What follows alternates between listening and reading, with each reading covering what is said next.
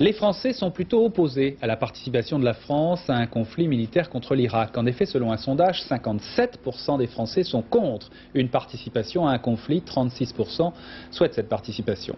En septembre dernier, il n'était que 46% à s'opposer à la participation de la France.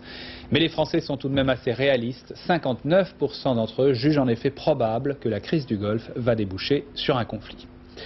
Hier soir, en tout cas, Roland Dumas, le ministre français des Affaires étrangères, a réaffirmé la position de la France à l'Assemblée, avec force et conviction. Écoutez. La France a participé à la rédaction de cette résolution par des amendements. Elle a notamment souhaité que dans la partie qui contiendra un ultime appel et un ultimatum, c'est vrai, il soit indiqué une date limite qui serait celle du 15 janvier plutôt que du 1er janvier. Pourquoi?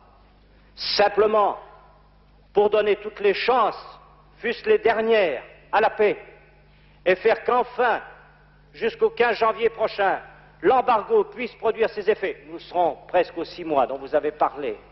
Mais qu'en même temps, la raison puisse triompher à Bagdad. Et si je puis être entendu au-delà de cette enceinte, je leur lance un appel pour qu'ils comprennent que c'est bien l'ultime appel qui leur est adressé. Eh bien, plaçons-nous, si vous le voulez bien un instant, dans la situation au 15 janvier prochain. 6 mois se seront écoulés sans qu'aucune des résolutions votées par le Conseil de sécurité n'ait reçu le moindre commencement d'exécution. Je dis ici, avec toute la gravité qui convient, et j'espère que vous mesurez le sérieux de mon propos, c'est à l'Irak qu'il appartiendra de décider de son avenir.